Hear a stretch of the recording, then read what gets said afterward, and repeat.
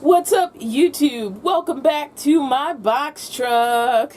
So this is one of my, what I like to call subject videos, but also talks a little bit about kind of what's been going on during the build. So I get asked a lot about loneliness on the road. Am I lonely living alone in the vehicle?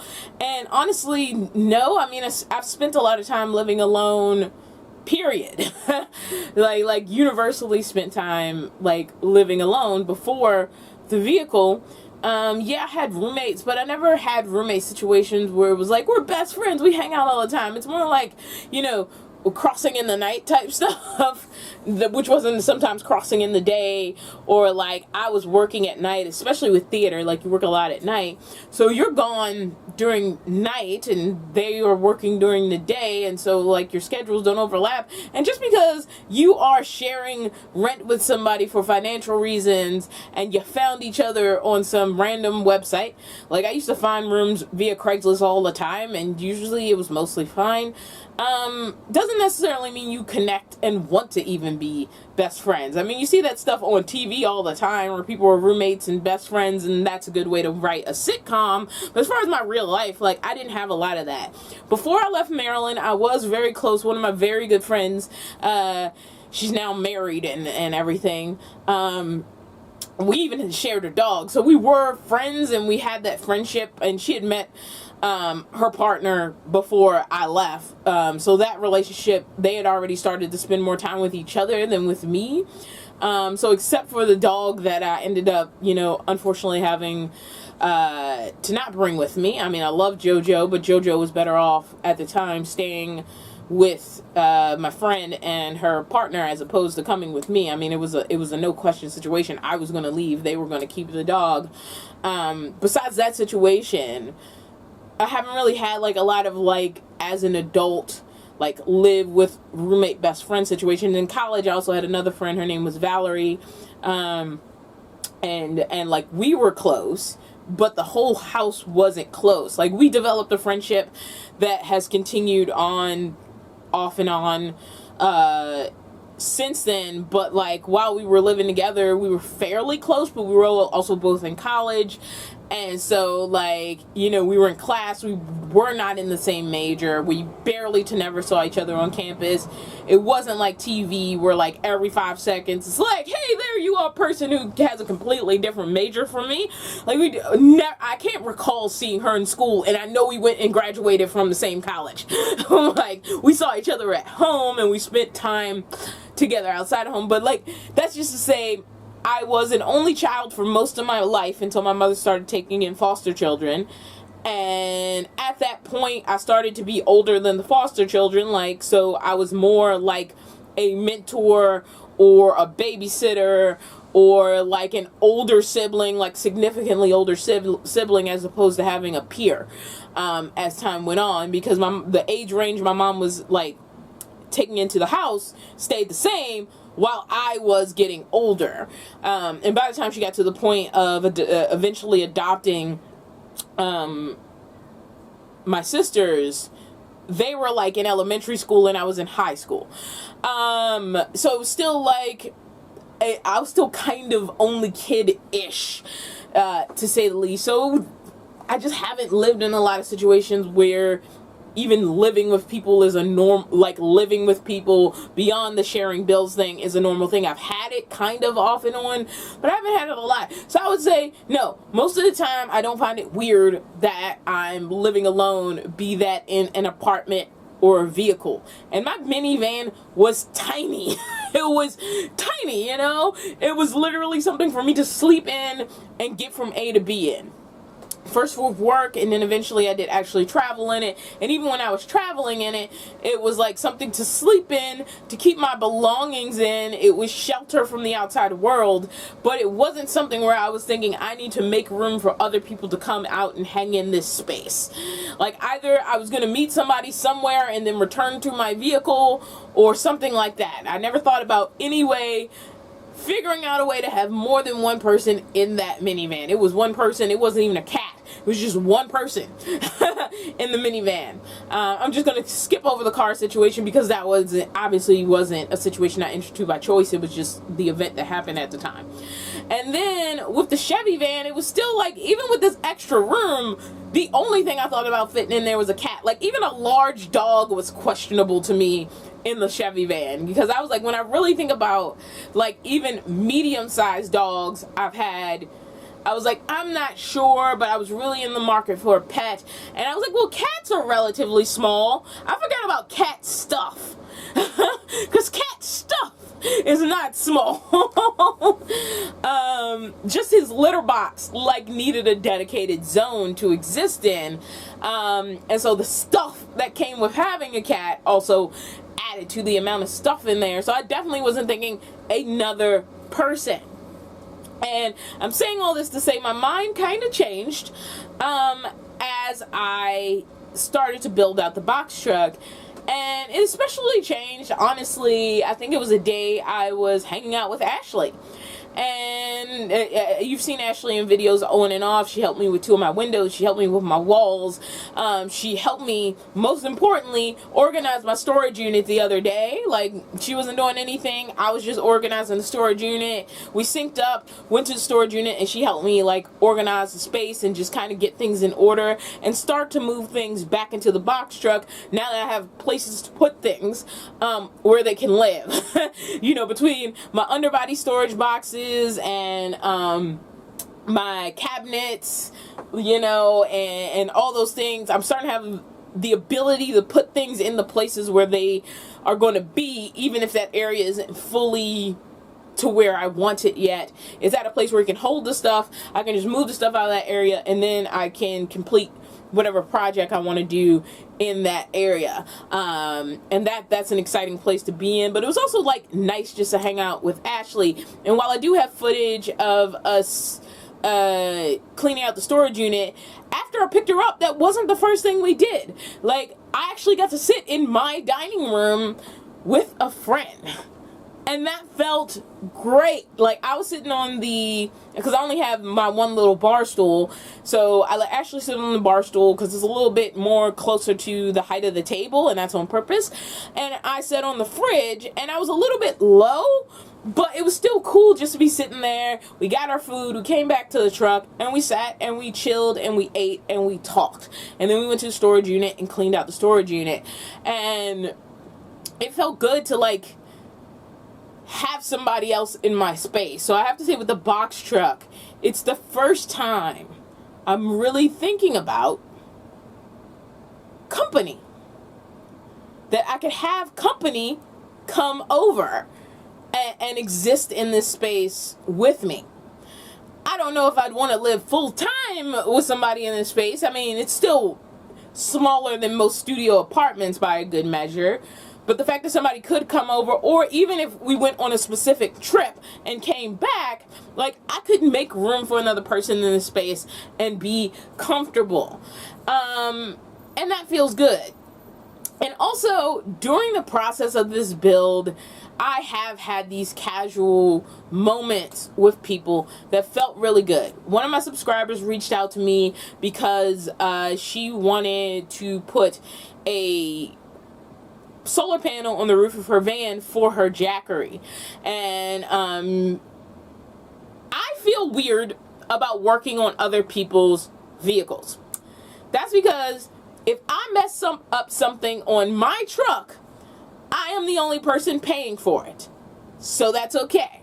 I tried something, it either works or it doesn't work. If it doesn't work, I get to self-correct. If it stops working at some point, I get to self-correct. If it's not built great, I'm the only person that has to deal with it, and I feel very comfortable in the space of doing stuff for just me.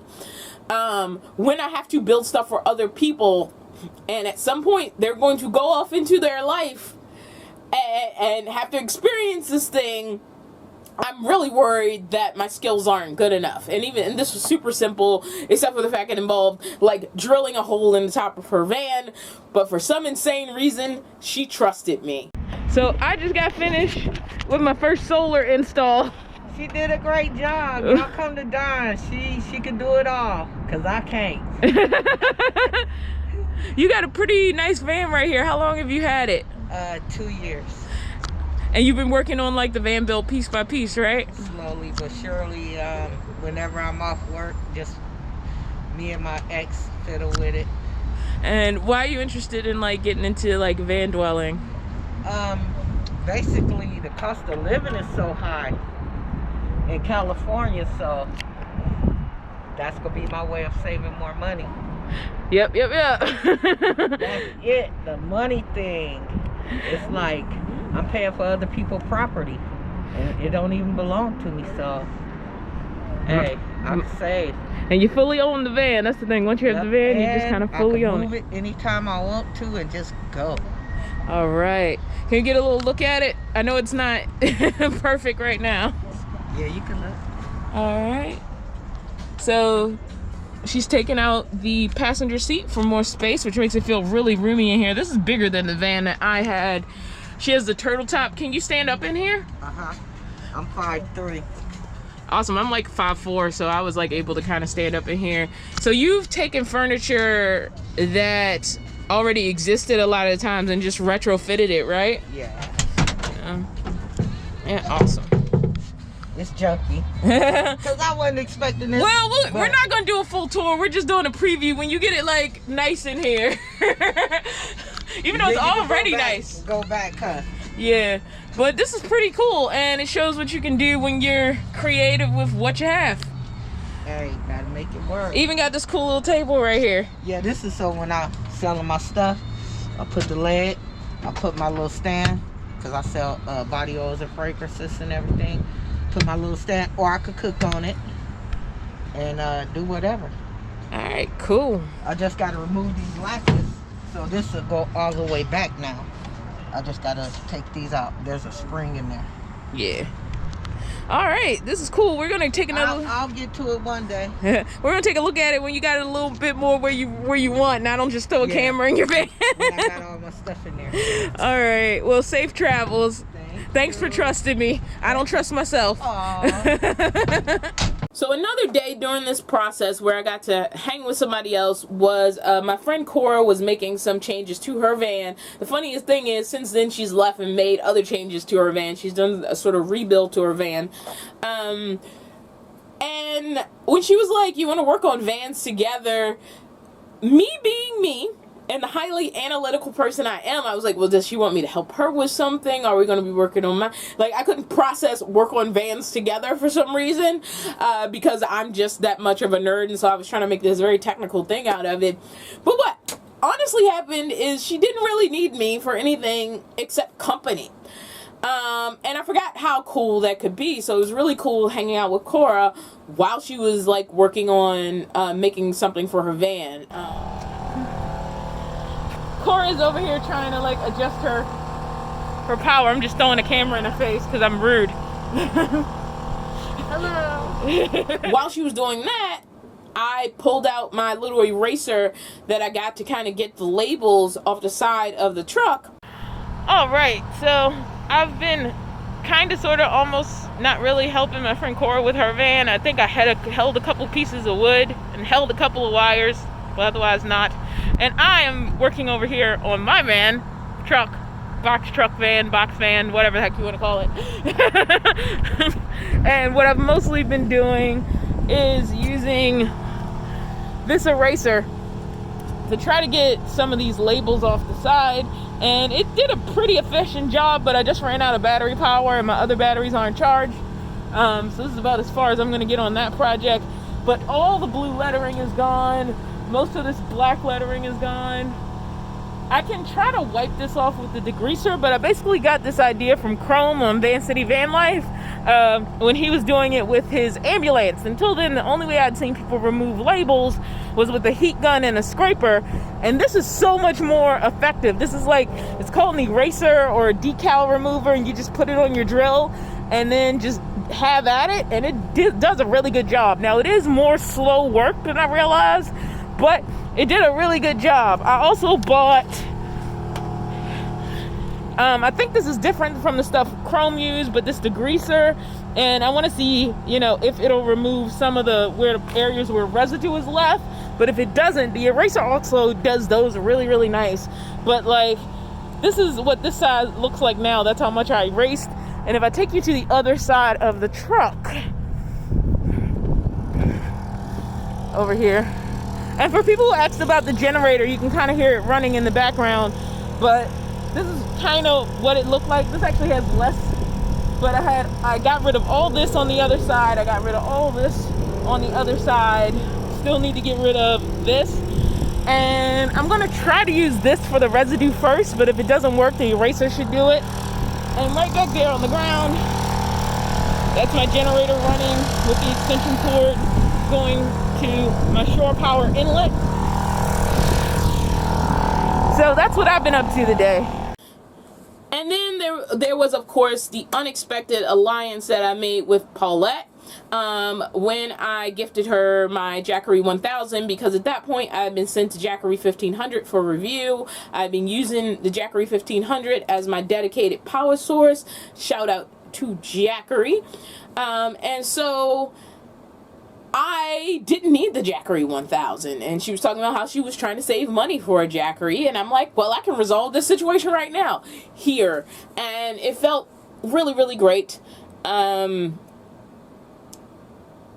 also, like, I'm terrible at keeping up with people, just in normal. I'm going to admit that is a flaw of mine, and I think it comes from being in high school and middle school and thinking, oh, this person is my friend and we're gonna be close and such, and really leaning into that only to have it backfire on me in a lot of negative ways. And so I stopped trusting, even with a bunch of evidence to the contrary, that people are actually going to stick around.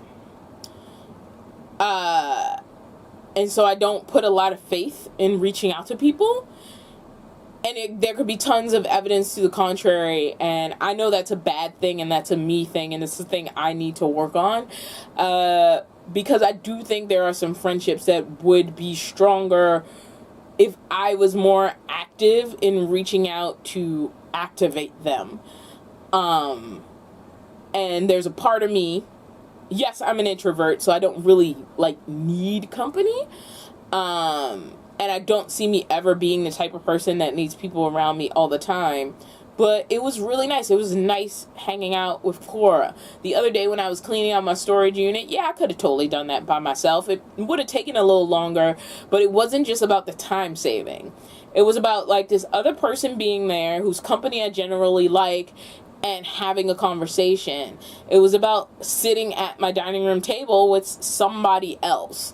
It was, that energy is good sometimes. And even an introvert can appreciate that. They may want it in limited doses. In fact, that is the definition of an introvert. They want it, they desire it in limited doses. When it's coming in massive doses, they sort of hide from it. You know, I hate to say it, like, I was so excited on my first RTR to meet Curious Carly, and we've kept up, you know, contact since then. I consider her a friend, and hopefully she considers me a friend, but I still don't keep up with her all the time, I'm not gonna lie. And there was a point where it was like, I needed me space, and here I am meeting a YouTuber I admire, and I didn't even have like 100 subscribers at the time, I don't think, and here I am meeting this YouTuber I admire, and I still was like, okay, that's enough, I need to go back into me space, you know, and be there for a little while, and then I'm good.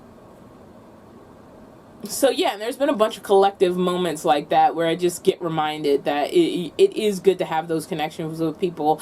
And I think it keeps me from being too much of the bad weird. I'm okay with walking to the beat of my own drummer, kind of doing my own thing, not needing people too much. Like, appreciating when they're there, but not needing people too much. I appreciate that that's something, you know, in me that's good. Because, like, there's nobody you can really depend on except yourself. But also, you know, really being more open to the fact that there are people out there that are worth the long-term reach. Like, they're not gonna abandon you. You're not just gonna be left alone in the end anyway, and that's still something I deal with and still something I'm working through. So this is a fairly random video to say I don't really miss people, but I do appreciate. That's a terrible thing to say. That's not the right way to say it. I don't really get lonely a lot because I'm very good at entertaining myself, but I do want for more of those moments of feeling connected to people and being more open to those moments, because self-protection has caused me to kind of be wary and afraid of actually feeling attached to anyone, and honestly, that's something I'm working through.